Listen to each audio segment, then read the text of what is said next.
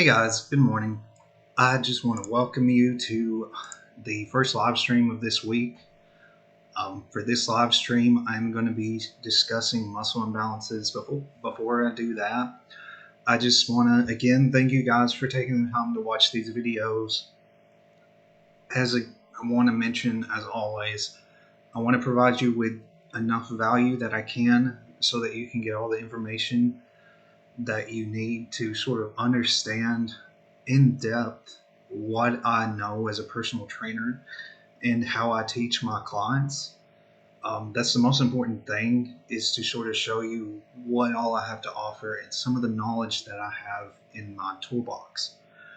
So I'm excited today because today is a really, really important topic, and I don't believe a lot of people know necessarily about this topic. It is one of the most important things that I've studied as far as getting certified as a personal trainer. And it is important, especially when you have clients, to be aware of muscle imbalances. So this is actually the last week of my 14-day summer shred challenge. I will be doing live streams tomorrow and Wednesday. That'll be the last few of this week. For you guys that are in the group, or you guys that are on Trainerize, I will be reaching out to you more than likely to discuss and see sort of your feedback on how you like Trainerize, how the group has helped you, how you've liked the community, and what all it has offered you. So I do want to mention that. And so let's go ahead and get going on this today. So muscle imbalances. So basically, to describe muscle imbalances is pretty simple. So each muscle, as I've mentioned before in many of my posts, that each muscle plays a different role and they do different types of movements, as you may know in your daily life. So with your muscles, you have muscles that work in different roles. So you have both an agonist and an antagonist muscle. So basically, and again, I'm looking at notes here just to stay on track of where I need to be. So if you see me looking off screen or looking to the side, that means I'm just trying to stay on topic here. So like I mentioned, we're discussing about the agonist and the antagonist muscle. So basically, what these muscles do is one contracts and the other one will shorten. So basically, to describe it, is the agonist is the main muscle doing the movement, and then you have the antagonist that is assisting basically with that movement. So that's sort of just to preface everything. So let me go into detail as to what exactly muscle imbalances is. And the reason why I wanted to mention the agonist and antagonist is that plays a key role in muscle imbalances. So basically what a muscle imbalance is when the muscles of the surrounding joints have altered or have, well, let me rephrase this, trying to stay on track. Okay, so basically what it is a joint has optimal leak tension relationships. So actually this is a muscle balance. So let me go back. A muscle balance is when a joint has optimal leak tension relationship. A muscle imbalance is when a joint has an altered link tension relationship. So, which means that one of the muscles' resting length is too short or too long. So it reduces the amount of force that the muscle can produce. So that's basically what an altered link tension relationship is it is a imbalance, in other words. All right, so I sort of already mentioned a little bit about this, but basically the definition of muscle imbalances is when the joint of the muscle has an altered length tension relationship, like I mentioned, which means the muscle's resting length is either too short or too long. That's what it means to have an altered length tension relationship in a muscle. So, in other words, you're going to have an overactive or an underactive muscle surrounding the joint. Overactive and underactive, that's another key part of muscle imbalance. So, basically, in order to understand sort of what an overactive and underactive muscle is, you sort of have to understand muscle imbalances. So, an overactive muscle is simply a muscle that is moving, it is basically producing too much force. So, for example, if you are over exerting a certain muscle, it's going to tend to be more overactive. So, when it comes to when, for example, when I do assessments, I usually determine whether a muscle is overactive or is underactive. And I know this topic can be sort of pretty descriptive and hard to understand at first, but really it's not at all confusing. I just got to explain it the correct way. So give me just one moment. I'm trying to stay on my notes here.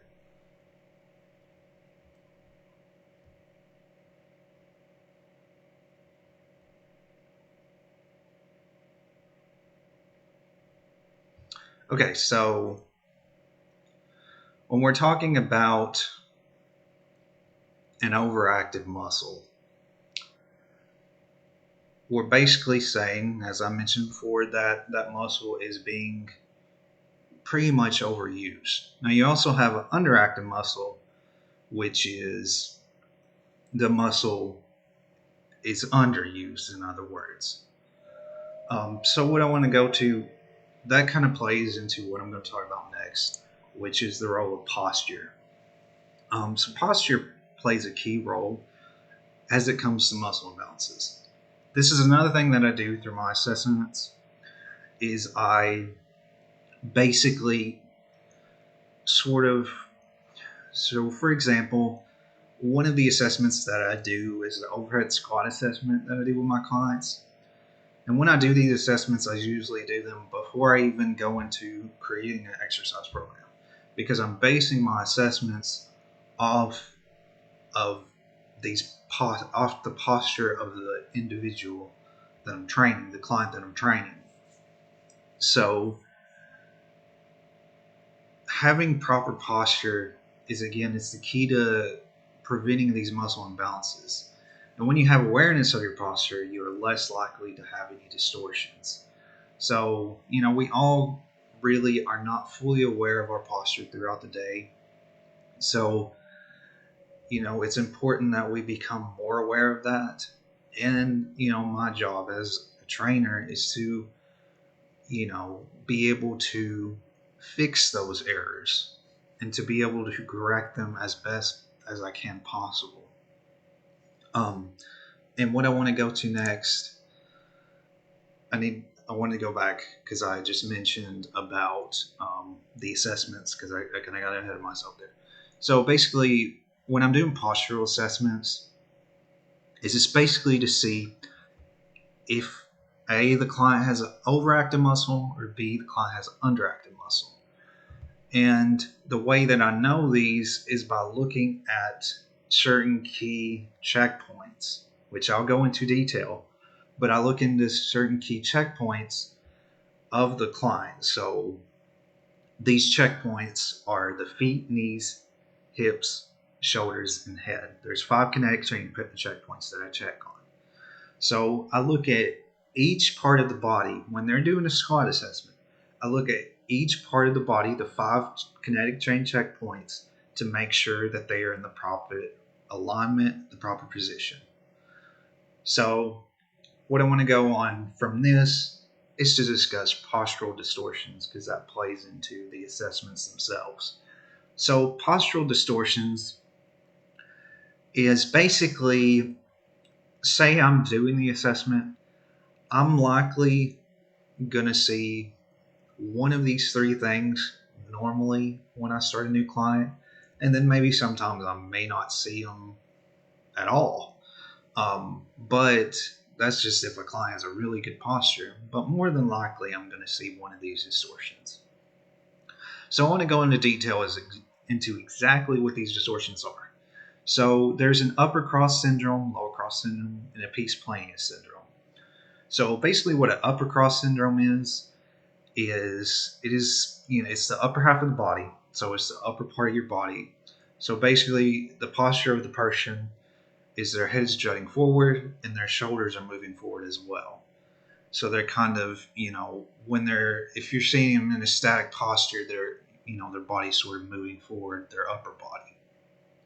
So in the lower cross syndrome, it's the lower half of the body. So it's below the waist, and you have a tilted pelvis or an excessive spine extension. So basically, the lower part of the body, you would have sort of an arch in your back. That would be like if I'm just looking at you in a static posture. If I see that you've got an arch in your back and you're, putting excessive extension on your spine, then you're going to likely have lower cross syndrome.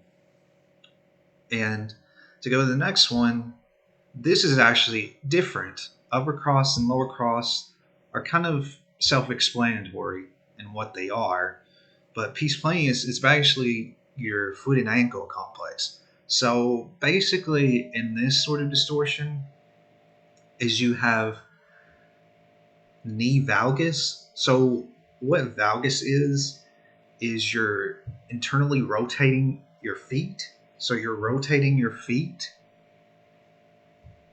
It's hard to explain sort of, as I'm discussing it, but it's basically you're having a rotation in your feet when you're static. Another thing that can go along with having these, having peace planius syndrome is, well, let me rephrase that. Knee valgus is actually when your knees, I got that wrong. So your knee joints, knee valgus is when your knees are internally rotated, so your knees are caving in, and then knee varus would be knees going outward. So it just kind of depends on your posture. So the hip joints would be internally rotated, so they'd be rotated in, and then the ankle joints, which is what I meant to say, is that the ankle joints have collapsed arch, so your ankles are sort of caving in when you have peace planius syndrome. Alrighty, so let's go to the next thing. So what we got here, injury prevention. As I mentioned before, muscle imbalances. When you have muscle imbalances, it increases the likelihood of you having an injury. So the most important points to make when it comes to correcting these distortions is that if we do not bring awareness to them, they significantly increase the chance of serious injury, especially if we're resistance training. So this is very important. With resistance training, it is very important to be aware of your posture. Actually, since I've gotten certified, I look at my posture all the time. If I go to the gym and I look in the mirror, I'm always paying attention to my posture. It's just one of the things I do, especially my feet, because I've noticed many times as it relates to my feet that I sort of move my feet in opposite directions, or they kind of sort of veer out. And when especially if I'm doing a squat, I can kind of notice that. But it's always important to have, your feet in a straightforward position. And for example, like with a squat, and that goes back into the 5 kinetic chain checkpoints. So if you're in a squat position, you want to make sure that your feet are straight, that they're not turning out and not turning in. So that's one of the things I used to have trouble with, is having my feet straight forward. And then when I'm bending to a squat, I want to make sure my knees are over my second and my third toe when I'm bending. So that goes into, being aware of your posture. And the more you are aware of it, the more you'll be able to pay attention and say, okay, I'm doing this wrong. Okay, maybe I need to fix this. So when you become more aware of your posture, especially when you're working out, and if you're looking in the mirror, like say you go to a bench press and you're looking in the mirror, you can really tell what you need to fix. So I noticed that actually, because before I actually got certified, there was a lot of things I really was not knowledgeable about. And the posture thing was something I really learned and I became aware of, especially now when I go to the gym, because I can see those distortions easily, on myself if I mess up, because I'm human too. We all have some sort of distortion. We're not fully aware of our posture all the time. So that's another thing I want to mention is, you can't fully correct everything, but you can do different measures to prevent, injuries.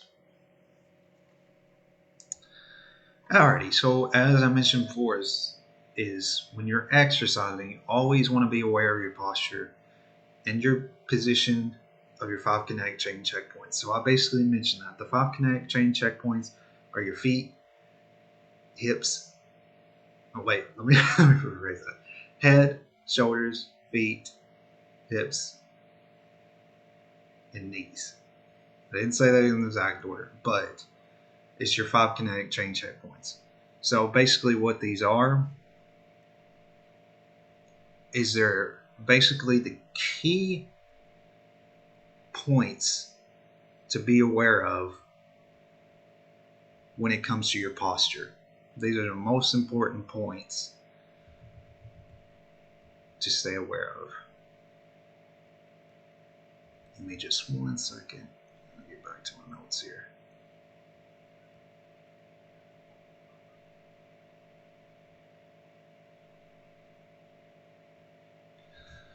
All right, so as I mentioned before, is you want to be aware.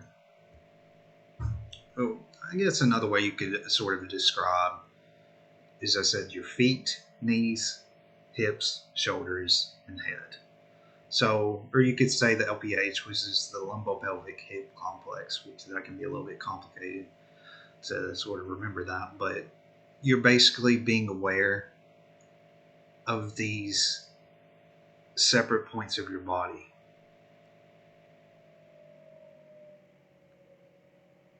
So,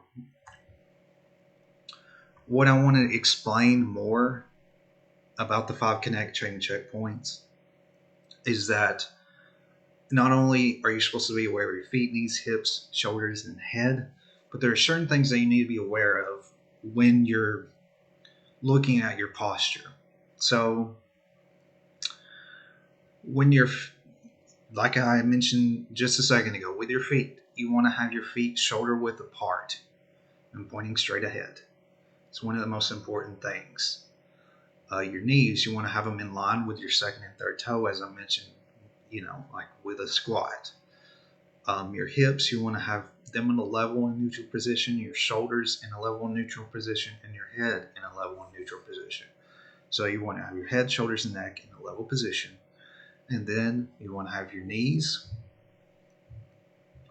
in line with your second and third toe, and then your feet shoulder width apart. So that's basically the 5 kinetic chain checkpoints in a nutshell. There's so much more that I could explain about those. That's one of the most important things that I'm aware of now as a trainer, is to sort of pay attention to those. Alrighty guys, so this is actually the end of my presentation today. I'm sorry I kept looking at my notes. I was just trying to stay on track, and sometimes it doesn't work as I want it to. But I hope that you guys found a lot of information from this. I hope you found it valuable. If you have any questions or have any feedback to give me, please feel free to let me know. I want to help you in any way that I can, and I want to make the most of this community that we've created through the 14-day summer shred group. So if you need to contact me, I've actually provided my contact information here today so that it's easier for you to sort of get in touch with me. You can text or call me, or you can email me. So I'm usually always have my phone, so I'll be able to reach out to you. You can also DM me on Instagram or Facebook or anything of that sort. I'll also contact you on there. If you are on Trainerize, of course, I'll message you as well if you're in the trial portion of Trainerize. So I'll be able to contact you. But thank you guys for watching this. Again, I hope you found some value in this today, and I look forward to sharing some more information with you guys this week. Most of the live streams I'm doing the rest of the week will primarily focus on muscles and resistance training and things of that sort. That's mostly what I'll be focusing on this week. But again, if you have any questions, just let me know. If you have any feedback, let me know. And I look forward to sharing you guys some more information tomorrow and Wednesday. So it'll be at 11 o'clock again at the same time. And I'll be uploading these videos to YouTube as well. And then you'll be able to see the live streams on Facebook. And even though you're not able to watch them in real time, they'll be uploaded